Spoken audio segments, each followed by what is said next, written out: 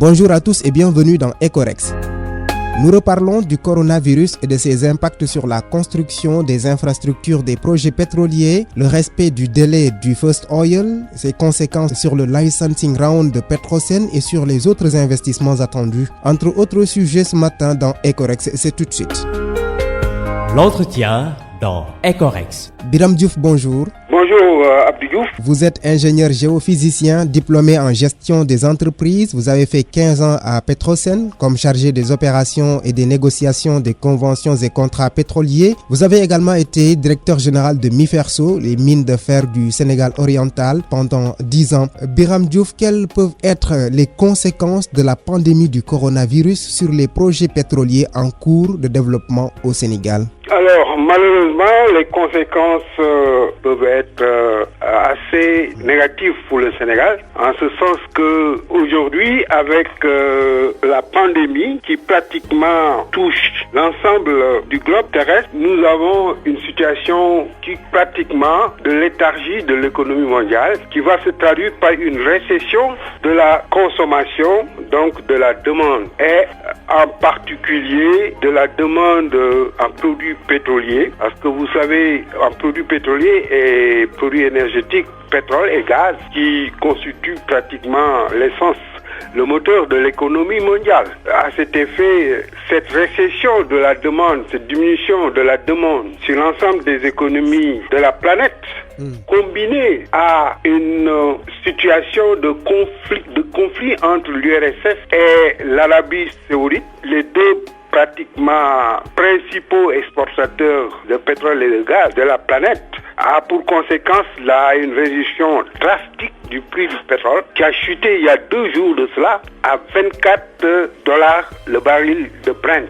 Beaucoup de ces installations sont actuellement en construction en Asie. Est-ce qu'on peut s'attendre à ce que cela ait un impact sur le First Oil? Oui, malheureusement, j'ai beaucoup de craintes pour que la situation actuelle conduise à un renvoi des échéances, à savoir le First Gaz qui était prévu pour le Sénégal en 2022 et le First Oil en 2023.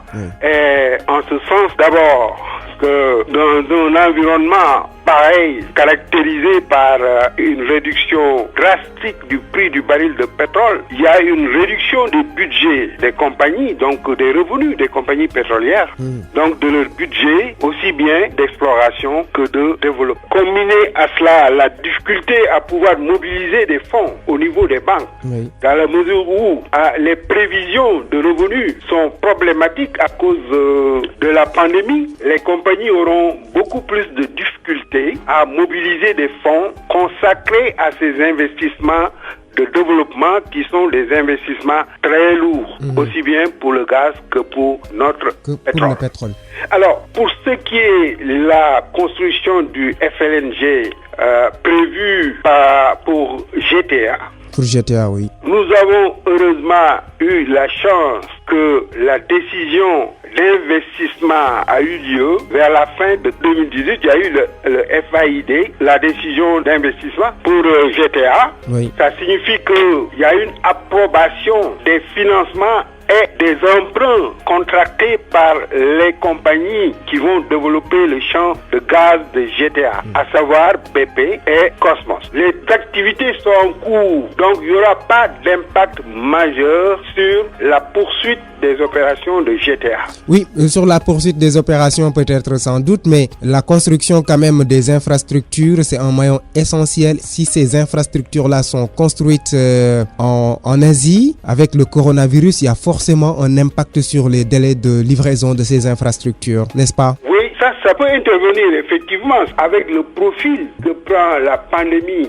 Il y a de fortes chances que les Asiatiques puissent maîtriser les impacts du Covid-19 sur leur activité économique. Et donc, les premiers pays qui pourront sortir de cette pandémie, je pense que ce sont les pays asiatiques. À tel point que s'il y a un retard, il peut y avoir un retard de quelques mois à une année, mais l'activité de construction du FLNG et de GTA, ça devait pouvoir se poursuivre même avec un retard de 1 an, 6 mois, ce qui n'est pas tellement grave. Mais ce qui veut opérations pétrolières. Ce qui veut dire tout de même, Monsieur Biram Diouf, qu'il y aura forcément un impact sur le First Oil, le First Gaz aussi.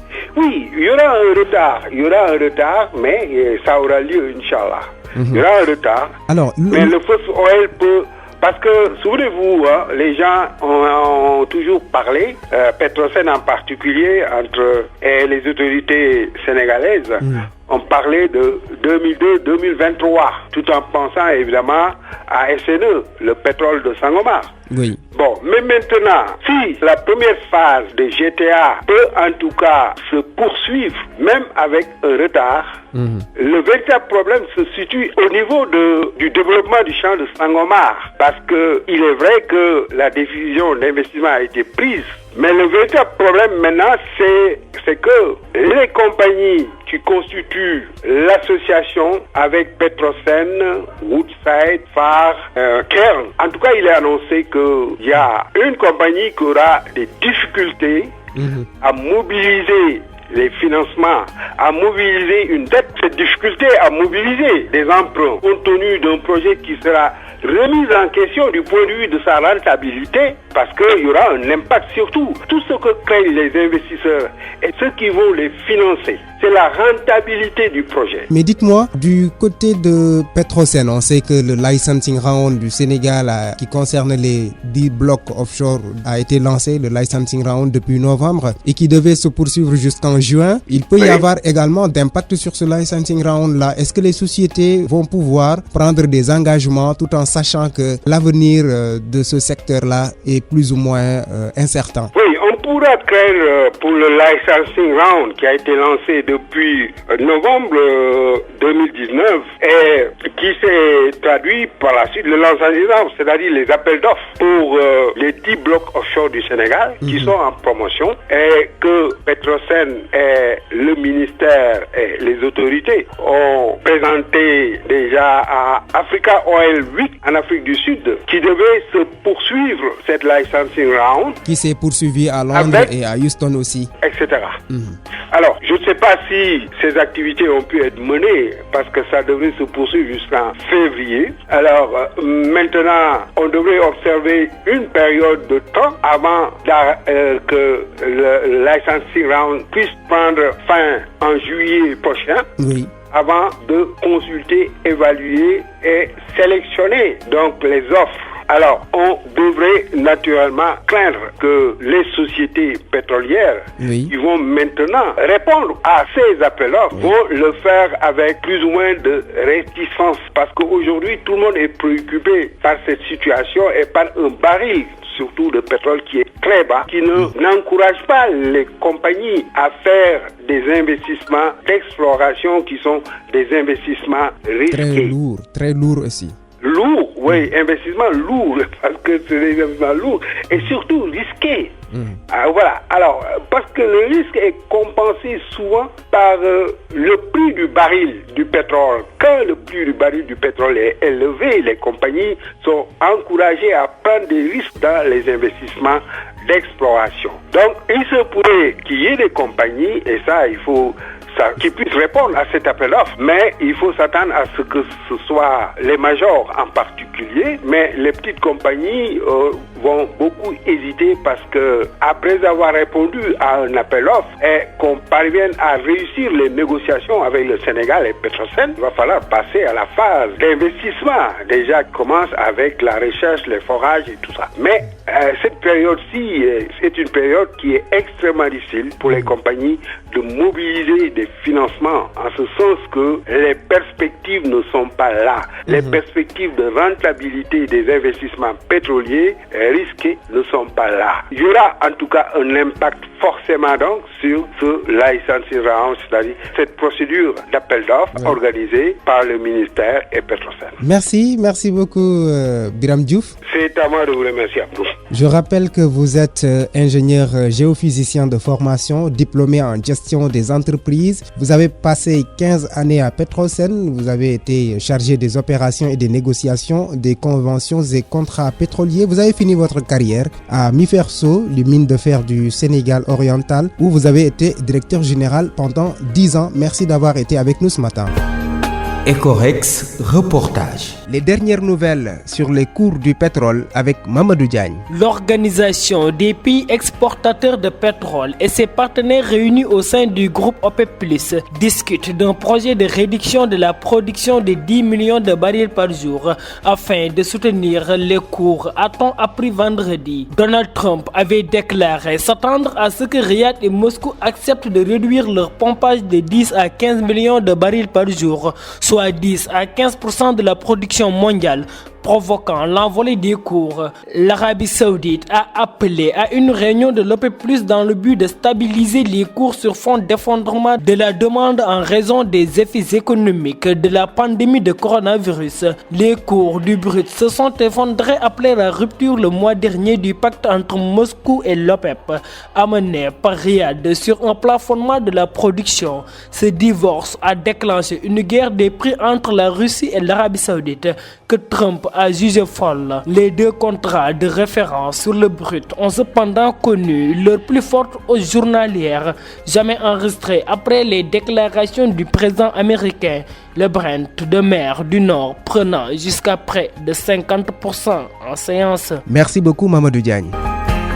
Ousmane Cissé, bonjour. Oui, bonjour Abdou. Vous êtes ingénieur géologue, docteur en droit minier. Vous nous parlez ce matin des clauses de stabilité dans votre chronique hebdomadaire. Oui, vous savez qu'en droit des contrats, les clauses de stabilisation sont largement utilisées et leur objet est d'offrir aux investisseurs des garanties de stabilité qui portent sur d'éventuels changements coûteux et imprévisibles intervenant dans le droit. Vous voyez que c'est un instrument juridique de gestion ou d'allocation des risques. Une forme antérieure de stabilisation, dite clause d'intangibilité, cherchait efficacement à prévenir l'État de modifier les lois pendant une période définie. Cependant, cette forme de stabilisation est moins courante de nos jours car elle est considérée restrictive et difficile à appliquer dans la pratique. Les mécanismes de stabilisation peuvent découler de dispositions statutaires ou conventionnelles ou des contrats ou accords entre les États hôtes et les investisseurs. Les clauses de stabilisation donc peuvent prendre deux formes.